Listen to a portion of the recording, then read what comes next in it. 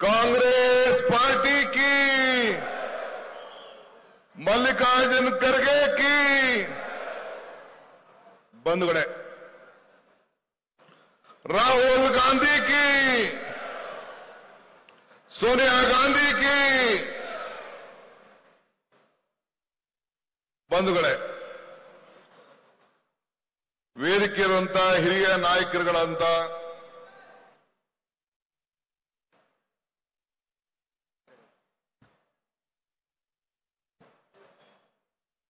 HM. ರೇವಣ್ಣವರೇ, ನಮ್ಮ ಸುದರ್ಶನ್ ಅವರೇ, ಉಗ್ರಪ್ಪನವರೇ,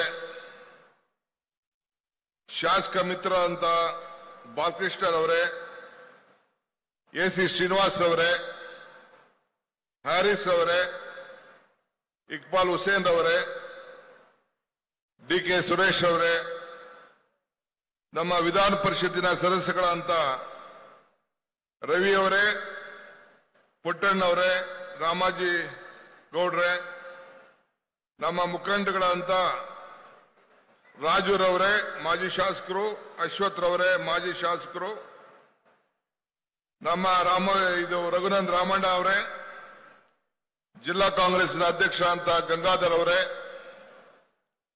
ಮತ್ತು ಬಿಡದಿ ಬ್ಲಾಕ್ ಕಾಂಗ್ರೆಸ್ ಅಧ್ಯಕ್ಷರು, ರಾಮನಗರ ಬ್ಲಾಕ್ ಕಾಂಗ್ರೆಸ್ ಅಧ್ಯಕ್ಷರು, 2 ಚನ್ನಪಟ್ಟಣ ಬ್ಲಾಕ್ ಕಾಂಗ್ರೆಸ್ನ ಅಧ್ಯಕ್ಷಗಳೇ, ಮಹಿಳಾ ಘಟಕ, ಯುವ ಘಟಕ,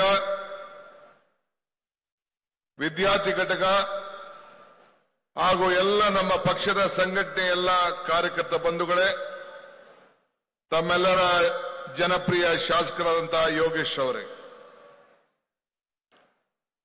ಇದೊಂದು ಋಣವನ್ನು ತೀರಿಸುವಂತ ಒಂದು ಕಾರ್ಯಕ್ರಮ.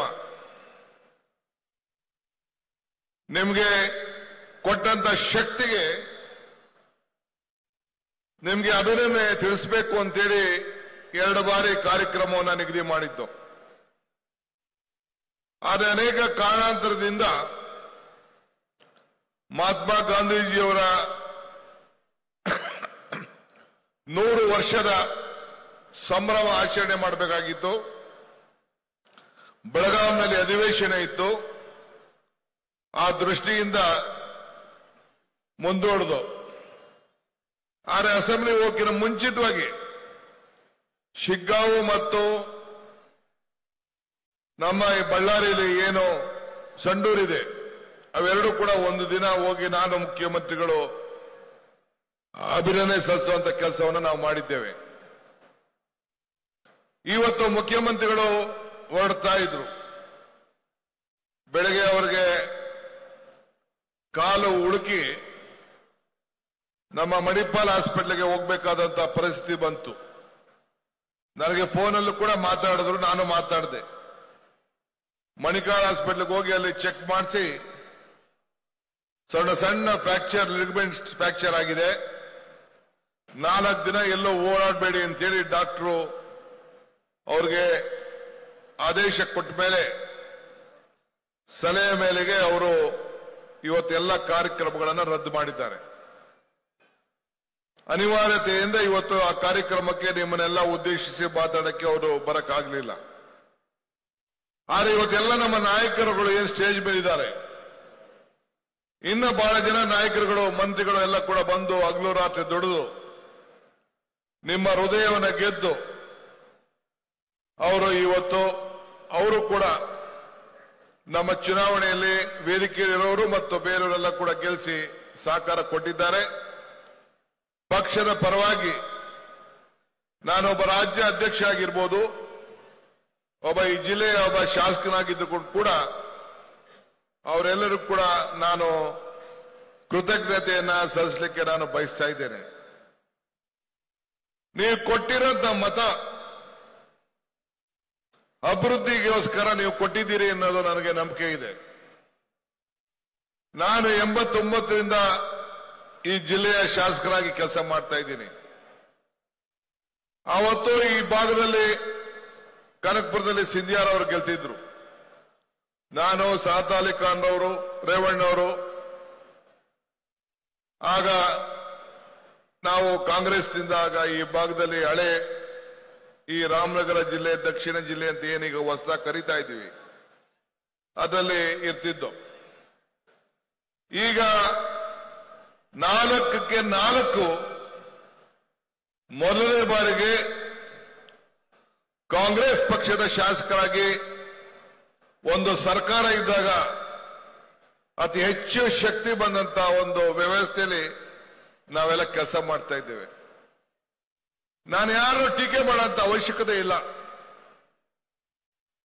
ಯಾರು ನನ್ನನ್ನ ಸುರೇಶ್ನ ಅಪೂರ್ವ ಸಹೋದರರು ಅಂತ ಕರೆದ್ರು, ಅವ್ರ ಬಗ್ಗೆನೂ ನಾನೇನು ನೆನಪು ಮಾಡಿಕೊಂಡು ಯಾರು ಟೀಕೆ ಮಾಡೋಂತ ಅವಶ್ಯಕತೆ ಇಲ್ಲ.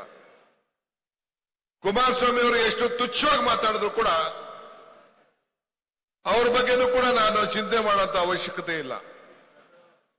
ನಿಮ್ಮ ತೀರ್ಪು ಎಲ್ಲದಕ್ಕೂ ಕೂಡ ನಿಮ್ಮ ತೀರ್ಪೇ ಉತ್ತರ. ಮಾನ್ಯ ಶ್ರೀ ದೇವೇಗೌಡರಿಗೂ ನಿಮ್ಮ ಉತ್ತರ, ಯಡಿಯೂರಪ್ಪನವ್ರಿಗೂ ನಿಮ್ಮ ಉತ್ತರ, ಕೇಂದ್ರ ನಾಯಕರಾದಂತ ಬಿಜೆಪಿ ನಾಯಕರಿರ್ಬೋದು, ಜನತಾದಳದ ನಾಯಕರಿರ್ಬೋದು, ನಿಮ್ಮ ಮಾಜಿ ಶಾಸಕರಂತ ಕುಮಾರಸ್ವಾಮಿಗಿರ್ಬೋದು, ಎಲ್ಲದಕ್ಕೂ ಕೂಡ ನಿಮ್ಮ ತಟ್ಟೆ ಮರೆ ಏಟೆ ಬರೀ ಚನ್ನಪಟ್ಟಣಕ್ಕೆ ಉತ್ತರ ಮಾತ್ರ ಕೊಟ್ಟಿದ್ದಲ್ಲ, ಇಡೀ ರಾಷ್ಟ್ರಕ್ಕೆ ನೀವು ಉತ್ತರವನ್ನು ಕೊಟ್ಟಿದ್ದೀರಿ. ಅದಕ್ಕೆ ನಿಮ್ಗೊಂದು ಕೋಟಿ ನಮಸ್ಕಾರಗಳನ್ನು ಅರ್ಪಿಸಲಿಕ್ಕೆ ನಾನು ಬಯಸ್ತಾ ಇದ್ದೀನಿ. ನಾನು ಆಗಾಗ ಒಂದು ಮಾತು ಹೇಳ್ತಾ ಇರ್ತೀನಿ, ಅಧಿಕಾರ ನಶ್ವರ, ಸಾಧನೆಗಳು ಅಜಾಮರ, ಆದರೆ ಮತದಾರರೇ ಈಶ್ವರ. ಕೊನೆಗೆ ತೀರ್ಮಾನ ಮಾಡೋದು ಮತದಾರ. ನಾನು ಈ ಚುನಾವಣಾ ಸಂದರ್ಭದಲ್ಲಿ ಈ ಸೀಟು ಖಾಲಿ ಆದ ತಕ್ಷಣ ಬಹುಶಃ ನಮ್ಮದೇ ಆದಂತ ಹೊಸ ರಾಜಕಾರಣದ ಇತಿಹಾಸದಲ್ಲಿ ಪ್ರತಿ ಒಂದು ಹೋಬಳಿಗೂ ಭೇಟಿಯನ್ನು ಕೊಟ್ಟು ಬಾಗಿಲಿಗೆ ನಿಮ್ಮ ಸರ್ಕಾರ ಬಂತು ಅಂತ ಹೇಳಿ ಸುಮಾರು 25,000 ಅರ್ಜಿಗಳನ್ನ ಜನರ ಸ್ವೀಕಾರ ಮಾಡಿ ನಿಮ್ಮ ಸಮಸ್ಯೆ ಏನು ಅಂತ ಹೇಳಿ ನಾನು ಆಲಿಸಿದೆ. ಬಹುಶಃ ಬಹಳ ಜನ ಎಲ್ಲ ತಾವೆಲ್ಲ ಬಂದು ಪಕ್ಷ ಭೇದವನ್ನು ಮರೆತು ಅರ್ಜಿಯನ್ನ ಕೊಟ್ರಿ. ಸುಮಾರು 19,000 ಜನ ಮನೆ ಇಲ್ಲ, ಸೈಟ್ ಇಲ್ಲ ಅಂತೇಳಿ ಅರ್ಜಿಯನ್ನ ಕೊಟ್ರಿ. ಬೇರೆ ಬೇರೆ ಪಾಣಿ ಇಲ್ಲ, ಖಾತೆ ಆಗಿಲ್ಲ, ಜಮೀನು ಮುಂಜಾಗ್ರತೆಯಲ್ಲಿ ಅಂತ ಅರ್ಜಿಗಳನ್ನ ಕೊಟ್ರಿ. ಅದನ್ನೆಲ್ಲ ನಾನು ನನ್ನ ಕೆಲಸಗಳನ್ನ ಪ್ರಾರಂಭ ಮಾಡಿ ನಿಮ್ಗೆ ಒಂದು ಮಾತು ಕೊಟ್ಟಿದ್ದೆ. ನನ್ನ ಜವಾಬ್ದಾರಿ ಇಲ್ಲಿ ಯಾರು ಕ್ಯಾಂಡಿಡೇಟ್ ಆಗ್ತಾರೆ ಅದು ಮುಖ್ಯ ಅಲ್ಲ. ಈ ಡಿ ಕೆ ಶಿವಕುಮಾರ್ ಕ್ಯಾಂಡಿಡೇಟ್ ಅಂತ ನಾನು ಹೇಳಿದ್ದೆ.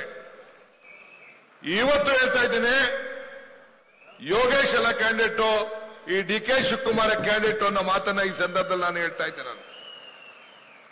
ನಾನು ಯೋಗೇಶು, ಬಾಲಕೃಷ್ಣ, ಇಕ್ಬಾಲ್ ಹುಸೇನ್ ನಾವೆಲ್ಲ ಸೇರಿ ನಮ್ಮ ವಿಧಾನ ಪರಿಷತ್ತಿನ ಸದಸ್ಯರಾದಂತ ರವಿ, ಪುಟ್ಟಣ್ಣ, ರಾಮೋಜಿಗೌಡರು ಮತ್ತು ಡಿ ಕೆ ಸುರೇಶ್ ಅವ್ರನ್ನ ಸಹಕಾರದೊಂದಿಗೆ ಮುಂದಕ್ಕೆ ಈ ಜಿಲ್ಲೆಯಲ್ಲಿ ನಾವೇನ್ ಮಾಡಬೇಕು ಅನ್ನೋದು ಬಹಳ ಮುಖ್ಯ. ಈಗಾಗಲೇ ನಾನು ಚರ್ಚೆ ಪ್ರಾರಂಭ ಮಾಡಿದ್ದೇನೆ. ಇಲ್ಲಿ ಬರಕ್ಕಿನ ಮುಂಚಿತವಾಗಿ ನಾನು ಎಲ್ಲ ಜಿಲ್ಲಾಧಿಕಾರಿಗಳಿಗೆ ನಿರ್ದೇಶನವನ್ನು ಕೊಟ್ಟಿದ್ದೇನೆ. ಇನ್ನೊಂದು ವಾರದಲ್ಲೇ ನಾನು ವಾರ 8 ದಿನದಲ್ಲೇ ಬಂದು ಇದೇ ಚನ್ನಪಟ್ಟಣದಲ್ಲಿ ಒಂದು ರಿವ್ಯೂ ಮಾಡಿ ಏನೆಲ್ಲ ಮಾತು ಕೊಟ್ಟಿದ್ದೇನೆ ಆ ಮಾತನ್ನ ಉಳಿಸುವಂತ ಕೆಲಸವನ್ನ ನಾವು ಮಾಡ್ತೇವೆ ಅನ್ನೋ ಮಾತನ್ನ ಇವತ್ತು ಮಾದೇಶ್ವರನ ಸನ್ನಿಧಿಯಲ್ಲಿ ನಾನು ಹೇಳ್ತಾ ಇದ್ದೇನೆ. ನಾನು ಯೋಗೇಶ್ ಅವರು ದೇವಸ್ಥಾನ ಕಟ್ಟಿದ್ದಾರೆ, ಬಿಸ್ನಮ್ಮನ ದೇವಸ್ಥಾನ ಕಟ್ಟಿದ್ದಾರೆ, ಮಾದೇಶ್ವರ ದೇವಸ್ಥಾನ ಕೂಡ ಕಟ್ಟಿಸಿದ್ದಾರೆ.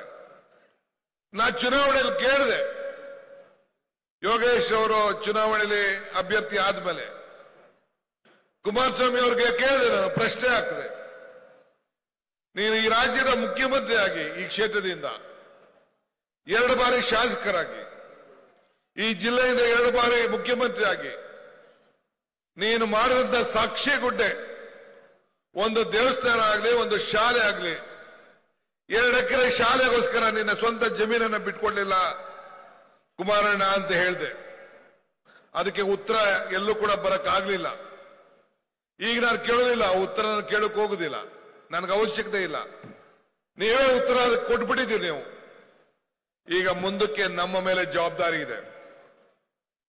ಸುರೇಶ್ ಅವರು ದೀಪ ಹಚ್ಚಿಸ್ಬೇಕಾದ್ರೆ ಹೇಳ್ತಾ ಇದ್ರು, ನೀವು 4 ಜನ ಸೇರಿ ಒಟ್ಟಿಗೆ ಹಚ್ಚಿ ಅದೇನ್ ಮಾಡ್ತೀನಿ ನೋಡಿದ್ದೀವಿ ಅಂತೇಳಿ ಸವಾಲಾಗ್ತಾ ಇದ್ರು. ಯೋಗೇಶ್ ಅವರೇ, ಈ ಸವಾಲ್ನ ನೀನು ಸ್ವೀಕಾರ ಮಾಡಬೇಕು, ನಾನು ಸ್ವೀಕಾರ ಮಾಡಬೇಕು, ಬಾಲಣ್ಣನು ಸವಾಲ ಸ್ವೀಕಾರ ಮಾಡಬೇಕು, ಮತ್ತು ಇಕ್ಬಾಲ್ ಹುಸೇನು ಸವಾಲು ಸ್ವೀಕಾರ ಮಾಡಬೇಕು. ಜನರ ಕಣ್ಣಿಗೆ ಗೊತ್ತಾಗಬೇಕು. ನಾವು ಸಾಕ್ಷಿ ಗುಡ್ಡೆಗಳನ್ನ ಬಿಟ್ಟು ಹೋಗ್ಬೇಕು. ನಾವು ಇವತ್ತು ಚನ್ನಪಟ್ಟಣ ಮತದಾರರಿಗೆ ಅವರ ಕಣ್ಣಿಗೆ ಮಣ್ಣನ್ನ ಬೂದಿಯನ್ನ ಎರಚಲಿಕ್ಕೆ ಸಾಧ್ಯ ಇಲ್ಲ ಅನ್ನೋದಕ್ಕೆ ಇವತ್ತು ನಮ್ಮನ್ನ 25,000 ಅಂತರದಿಂದ ಗೆಲ್ಲಿಸಿ ಇಡೀ ರಾಜ್ಯಕ್ಕೆ ಒಂದು ದೊಡ್ಡ ಸಂದೇಶವನ್ನ ಕಳಿಸ್ಕೊಟ್ಟಿದ್ದಾರೆ.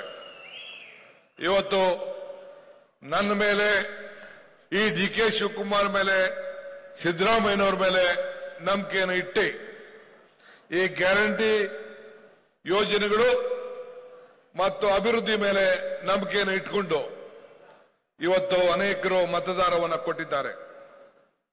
ಈಗ 600ಕ್ಕೂ ಹೆಚ್ಚು ಕೋಟಿ ರೂಪಾಯಿ ಹಣ ವಿವಿಧ ರೀತಿಯಲ್ಲಿ ತಂದು ಈಗಾಗಲೇ ಕೆಲಸ ಪ್ರಾರಂಭ ಕೂಡ ಆಗಿದೆ.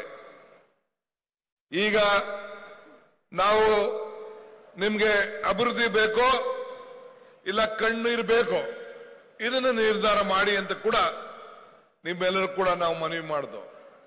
ನಿಮ್ಗೆ ಕಣ್ಣೀರು ಬೇಡ, ಅಭಿವೃದ್ಧಿನೇ ಬೇಕು ಅಂತೇಳಿ ನೀವೆಲ್ಲ ತೀರ್ಮಾನವನ್ನು ಮಾಡಿ ಆಯ್ಕೆಯನ್ನು ಮಾಡಿದ್ದನ್ನ ನಾವು ಮರೆಯಲಿಕ್ಕೆ ಸಾಧ್ಯ ಇಲ್ಲ. ನಿಮ್ಮ ಭಾವನಾತ್ಮಕವಾದಂತಹ ಅನೇಕ ಮಾತುಗಳನ್ನು ಕೂಡ ಜನತಾದಳದವರು, ಬಿಜೆಪಿಯವರು ಮಾತಾಡಿದ್ರು. ಅದಕ್ಕೆ ನೀವು ಒಪ್ಪಲಿಲ್ಲ. ಬ್ಲಾಕ್ ಮೇಲ್ಗೂ ಯಾರು ಒಪ್ಪಲಿಲ್ಲ. ನೀವು ಜಗ್ಲೂ ಇಲ್ಲ, ಬಗ್ಲೂ ಇಲ್ಲ. ಆದರೆ ನಾನು ಅನೇಕ ಸಂದರ್ಭದಲ್ಲಿ ಒಂದು ಮಾತು ಹೇಳ್ತಾ ಇದ್ದೆ, ದೇವರು ವರನೂ ಕೊಡುವುದಿಲ್ಲ, ಶಾಪನೂ ಕೊಡುವುದಿಲ್ಲ, ಅವಕಾಶ ಮಾತ್ರ ಕೊಡ್ತಾನೆ ಅಂತೇಳಿ. ಇವತ್ತು ನಮ್ಗೆ ಅವಕಾಶ ಕೊಟ್ಟಿದ್ದಾರೆ. ಇನ್ನಿರುವಂತ 3 ವರ್ಷಗಳಲ್ಲಿ ಕೊನೆ ವರ್ಷ ಚುನಾವಣೆಗೆ ಬಿಸಿದಲ್ಲಿ ನಾವೆಲ್ಲ ಇರ್ತೇವೆ. ಆದರೆ ಈಗ ಸಿಕ್ಕಿರುವಂತ 2 ವರ್ಷದಲ್ಲಿ ಒಂದು ಹೊಸ ರೂಪವನ್ನ ಕೂತ್ಕೊಂಡು ನಾವೆಲ್ಲ ಚರ್ಚೆ ಮಾಡಿ, ನಾನು ಆಕಾಶದಿಂದ ಭೂಮಿಗೆ ಇಳಿಸಿದ್ದೀನಿ ಅಂತ ನಾನು ಹೇಳಲಿಕ್ಕೆ ನಾನು ತಯಾರಿಲ್ಲ. ಆದರೆ ನಿಮ್ಮ ಕಣ್ಣುಗಳನ್ನ ಕಾಣೋ ರೀತಿಯಲ್ಲಿ ಸಾಕ್ಷಿ ಗುಡ್ಡೆಗಳನ್ನ ನಿರ್ಮಾಣ ಮಾಡಲಿಕ್ಕೆ ಎಲ್ಲ ತರದ ಪ್ರಯತ್ನವನ್ನ ಮಾಡಿ ಮತ್ತೆ ನಿಮ್ಮ ಮುಂದೆ ಬರ್ತೇವೆ ಅನ್ನೋ ಮಾತನ್ನ ಈ ಸಂದರ್ಭದಲ್ಲಿ ಹೇಳಲಿಕ್ಕೆ ನಾನು ಬಯಸ್ತೇನೆ. ಇವತ್ತು ಈ ವೇದಿಕೆಯಲ್ಲಿರುವಂತಹ ಎಲ್ಲ ನಾಯಕರುಗಳು ನಾವ್ಯಾರು ಕೂಡ ಈ ಒಂದು ಚುನಾವಣೆಯನ್ನು ಮಾಡಲಿಕ್ಕೆ ಸಾಧ್ಯ ಇಲ್ಲ. ನಿಮ್ಮ ತೀರ್ಪನ್ನ ಮಾಡಲಿಕ್ಕೆ ಸಾಧ್ಯ ಇಲ್ಲ. ಹಾಲನ್ನ ಬೆಲೆ ಮೇಲೆ ನೀವೇನು ಬೋರ್ಡ್ ಇಟ್ಕೋಬೇಕಾಗಿದೆ, ನಮಗೂ ಅರಿವಿದೆ.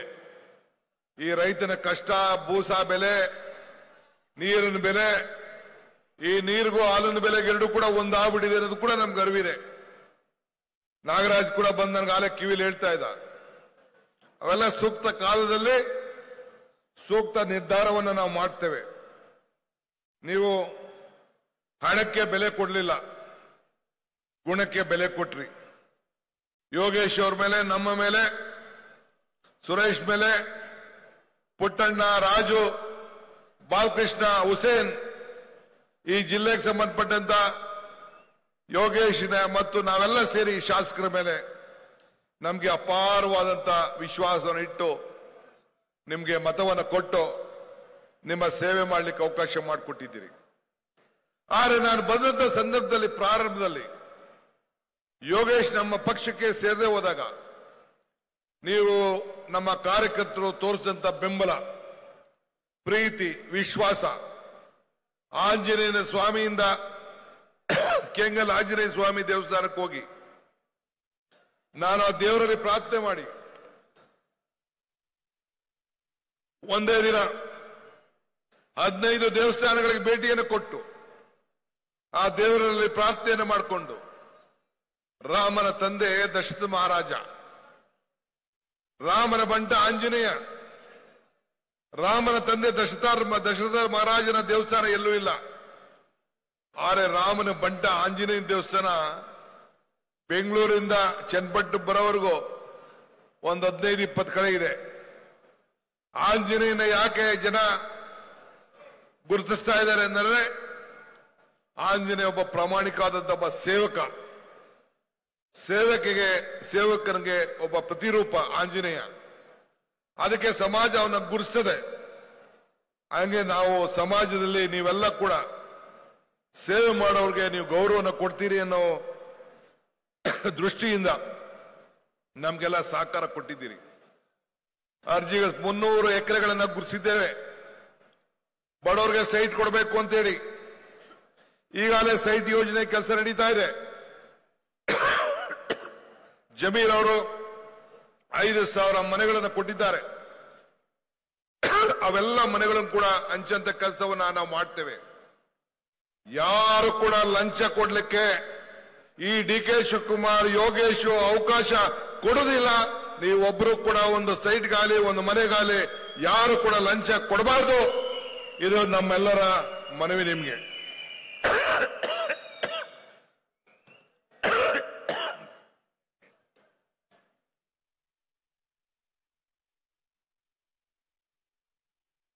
ಚುನಾವಣಾ ಸಂದರ್ಭದಲ್ಲಿ ಸಮೀಕ್ಷೆಗಳು ಬರ್ತಾ ಇತ್ತು. ನಾನು ಚುನಾವಣೆ ಮುಂಚಿತವಾಗಿ ಹೇಳಿದೆ ನನ್ನ ಮಾಧ್ಯಮ ಸ್ನೇಹಿತರಿಗೆ, ನೀವು ಬರ್ಕೊಳ್ಳಿ, 135 ಅಲ್ಲ ನಮ್ಮ ನಂಬರ್. ಒಂದು ಸಂಡೂರ್ ವೇಕೆಂಟ್ ಆಗಿತ್ತು. 135 ಅಲ್ಲ, ನಮ್ಮ ನಂಬರ್ 138 ಅಂತ ಹೇಳಿದೆ.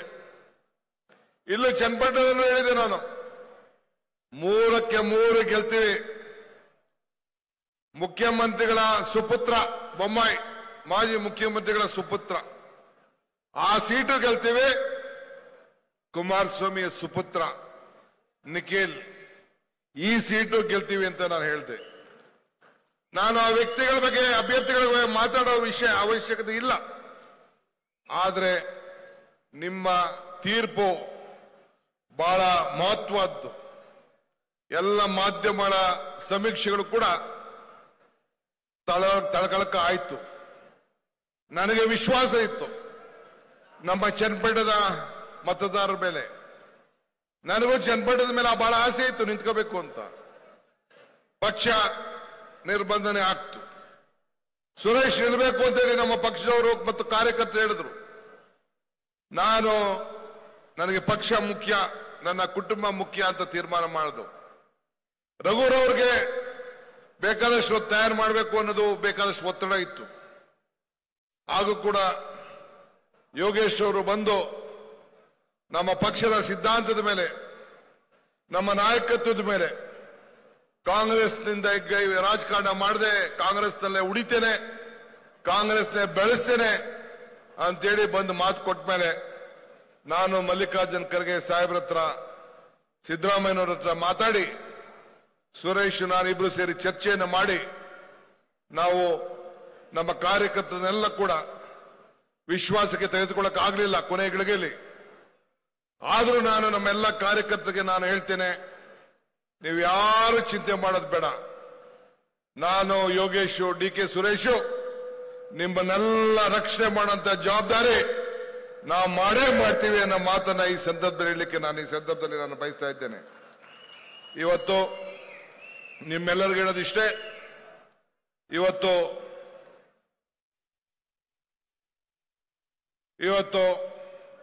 ಮಹಿಳೆಯರು ಅತಿ ಹೆಚ್ಚು ಬೆಂಬಲ ಕೊಟ್ಟಿದ್ದು ದಾಖಲೆಗಳು ಇವತ್ತು ಉಳ್ಕೊಂಡಿದೆ. ಕಾರ್ಯಕರ್ತರು ಎಲ್ಲರೂ ಕೂಡ ಒಗ್ಗಟ್ಟಾಗಿ ಕೆಲಸ ಮಾಡಿದ್ರಿ. ಇವತ್ತು ಗ್ಯಾರಂಟಿಗಳನ್ನ ತಲುಪಿಸೋರಿಗೆ ನೆನಪು ಮಾಡಿಕೊಟ್ರಿ. ಅಭಿವೃದ್ಧಿ ಬಗ್ಗೆ ಚರ್ಚೆ ಮಾಡಿದ್ರಿ. ಅದನ್ನ ಮುಂದುವರಿಸಿಕೊಂಡು ಹೋಗ್ಬೇಕು. ಯಾರು ಕೂಡ ಚಿಂತೆ ಮಾಡೋದು ಬೇಡ. ಏನೇ ವಿಚಾರ ಇದ್ರೂ ಕೂಡ ನಾನು ನಿಮ್ಮ ಜೊತೆಯಲ್ಲಿ ಇರ್ತೇನೆ. ಸುರೇಶ್ ಅವರು ಜೊತೆಯಲ್ಲಿ ಇರ್ತಾರೆ, ಪುಟ್ಟಣ್ಣ ಅವ್ರ ಜೊತೆಯಲ್ಲಿ ಇರ್ತಾರೆ, ಬಾಲಕೃಷ್ಣ, ಇಕ್ಬಾಲ್ ಹುಸೇನ್ ಎಲ್ಲ ಕೂಡ ನಿಮ್ಮ ಜೊತೆಯಲ್ಲಿ ಜಿಲ್ಲೆಯಲ್ಲಿ ನಮ್ಮ ಮಾಜಿ ಶಾಸಕರುಗಳು ಆದಿಯಾಗಿ MLC ರವಿ ಆದಿಯಾಗಿ ಎಲ್ಲರೂ ಕೂಡ ನಾವೆಲ್ಲ ಜೊತೆಲಿ ಇಟ್ಕೊಂಡು ನಿಮ್ಮ ಕೆಲಸವನ್ನ ನಾವು ಸತತವಾಗಿ ನಾವು ಮಾಡಿಕೊಂಡು ನಾವು ಬರ್ತೇವೆ. ಆದ್ರಿಂದ ಇಷ್ಟು ದೊಡ್ಡ ಬಹುಮತವನ್ನ ಈ ಕ್ಷೇತ್ರದ ಇತಿಹಾಸದಲ್ಲಿ ಮೊದಲನೇ ಬಾರಿಗೆ 25,000ಕ್ಕೂ ಹೆಚ್ಚು ಮತಗಳನ್ನ ತಾವೆಲ್ಲ ಕೊಟ್ಟಿದ್ದೀರಿ. ಇವತ್ತು ನಾನು ಮಾತಾಡಿದ ಮಾತು 3 ಕೂಡ ಗೆದ್ದೇ ಗೆಲ್ತೇವೆ ಅಂತ ಏನು ಆತ್ಮವಿಶ್ವಾಸ ನನಗೆ ಇತ್ತು, ಆ ಆತ್ಮವಿಶ್ವಾಸಕ್ಕೆ ನೀವೆಲ್ಲ ಕೂಡ ಶಕ್ತಿ ತುಂಬಿದ್ದೀರಿ. ನಿಮ್ಮ ಋಣವನ್ನ ತೀರಿಸ್ತೇವೆ. ಸೊ ಅದರಿಂದ ಇನ್ನು ಮುಂದೊಂದು ದಿನದಲ್ಲಿ ಬಂದು ಅಭಿವೃದ್ಧಿಯ ಪಥಕ್ಕೆ ತೆಗೆದುಕೊಂಡು ಹೋಗ್ತೇನೆ. ಮುಂದೆ ಸೋಗಾಲ, ಸದ್ಯಕಾಲಕ್ಕೆ ಭೇಟಿ ಕೊಡುವಂತಹ ಕಾರ್ಯಕ್ರಮ ಕೂಡ ನಾನು ಯೋಗೇಶ್ ಅವರು ನಾವೆಲ್ಲ ಮಾತಾಡಿದ್ದೇವೆ. ನೀರಾವರಿ ಯೋಜನೆಗಳು ಏನೆಲ್ಲ ಮಾಡಲಿಕ್ಕೆ ಸಾಧ್ಯ, ಯಾವ್ದಾದ್ರು ಕೆರೆಗಳನ್ನು ತುಂಬಿಸಲಿಕ್ಕೆ ಸಾಧ್ಯ, ಹಾಲಿನ ಬೆಲೆಗೆ ಅದಕ್ಕೆ ಸಮಸ್ಯೆ ಯಾವ ರೀತಿ ಬಗೆಹರಿಸಬೇಕು, ಇನ್ನು ರಸ್ತೆಗಳು, ತಾಲೂಕು ಆಫೀಸು, BDO ಆಫೀಸು, ಬೇರೆ ಬೇರೆ ಸ್ಟೇಡಿಯಂಗಳು ಎಲ್ಲ, ನಿಮ್ಮ ಮುನ್ಸಿಪಾಲಿಟಿ ಆಫೀಸು ಎಲ್ಲದಕ್ಕೂ ಕೂಡ ಹೊಸ ರೂಪವನ್ನು ಕೊಡುವಂತ ಕಾರ್ಯಕ್ರಮವನ್ನು ನಾವು ರೂಪಿಸಿ ನಿಮ್ಮ ಸೇವೆಯನ್ನ ಪ್ರಾಮಾಣಿಕವಾಗಿ ನಾವು ಮಾಡ್ತೇವೆ. ಬೆಂಗಳೂರಿಂದ ಬಂದಂತ ಅನೇಕ ನಾಯಕರು, ಕಾರ್ಯಕರ್ತರು ಎಲ್ಲರೂ ಕೂಡ ತಮ್ಮ ಮುಖಾಂತರ ಅಭಿನಂದಿಸಿ ತಾವು ಕೂಡ ಹಳ್ಳಿಗೆ ಹೋಗಿ ಇನ್ನು ಮುಂದಕ್ಕೆ ಪಾಪ ಜನತಾದಳದ ಕಾರ್ಯಕರ್ತರು ಪಾಪ ಅವ್ರಿಗೆ ಹೇಳ್ಬೇಕು, ಇನ್ಯಾಕೆ ಅವರನ್ನು ಇಲ್ಲಿ ಟೈಮ್ ವೇಸ್ಟ್ ಮಾಡ್ಕೊಳ್ಳೋದು ಬೇಡ.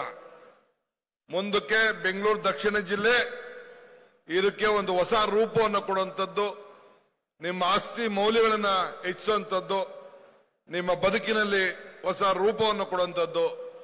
ಆ ಕೆಲಸಕ್ಕೆ ನಾವೆಲ್ಲ ಸೇರಿ ಒಗ್ಗಟ್ಟಿನಿಂದ ಕೆಲಸ ಮಾಡೋಣ ಅಂತ ಹೇಳಿ ಅನೇಕರಿಗೆ ನೀವು ತಿಳುವಳಿಕೆ ಕೊಡುವಂತ ಕೆಲಸ ಕೂಡ ತಾವು ಮಾಡಬೇಕು. ಒಬ್ಬ ವ್ಯಕ್ತಿಗೋಸ್ಕರ ಇಡೀ ಪಕ್ಷವನ್ನೇ ಬಲಿ ಕೊಟ್ಟದ್ದಂತ ಚರಿತ್ರೆ ನಾನೀಗ ಚರ್ಚೆ ಮಾಡಬೇಕಾದಂತ ಅವಶ್ಯಕತೆ ಇಲ್ಲ. ಇಷ್ಟು ಮಾತ್ರ ಹೇಳಿ ತಮ್ಮೆಲ್ಲರೂ ಕೂಡ ವಂದಿಸಿ ಮತ್ತೊಮ್ಮೆ ಶುಭ ಹಾರೈಸಿ ಎಲ್ಲ ನನ್ನ ನಾಯಕರುಗಳಿಗೆ, ಕಾರ್ಯಕರ್ತರಿಗೆ, ಮತದಾರರಿಗೆ ಮತ್ತೊಮ್ಮೆ ಕೋಟಿ ನಮಸ್ಕಾರಗಳನ್ನು ತಿಳಿಸಿ, ಯೋಗೇಶ್ ಅವರು ಕೂಡ ಹಿರಿಯ ಶಾಸಕರಾಗಿದ್ದಾರೆ, ಅನುಭವ ಇದ್ದಾರೆ, ತಮ್ಮೆಲ್ಲರನ್ನ ಒಟ್ಟಿಗೆ ತೆಗೆದುಕೊಂಡೋಗಿ ಕೆಲಸ ಮಾಡ್ತಾರೆ ಅನ್ನೋ ಆತ್ಮವಿಶ್ವಾಸ ನನಗಿದೆ. ನಾನು ಕೂಡ ಕೈ ಜೋಡಿಸಿ ಆ ಕೆಲಸವನ್ನು ಮಾಡ್ತೇನೆ ಅನ್ನೋ ಮಾತನ್ನ ಹೇಳಿ, ಸರ್ಕಾರ ನಿಮ್ಮ ಸರ್ಕಾರ, ನಾನು ಸಿದ್ದರಾಮಯ್ಯನವರು ನಿಮ್ಮ ಜೊತೆಯಲ್ಲಿ ಇದ್ದೇವೆ.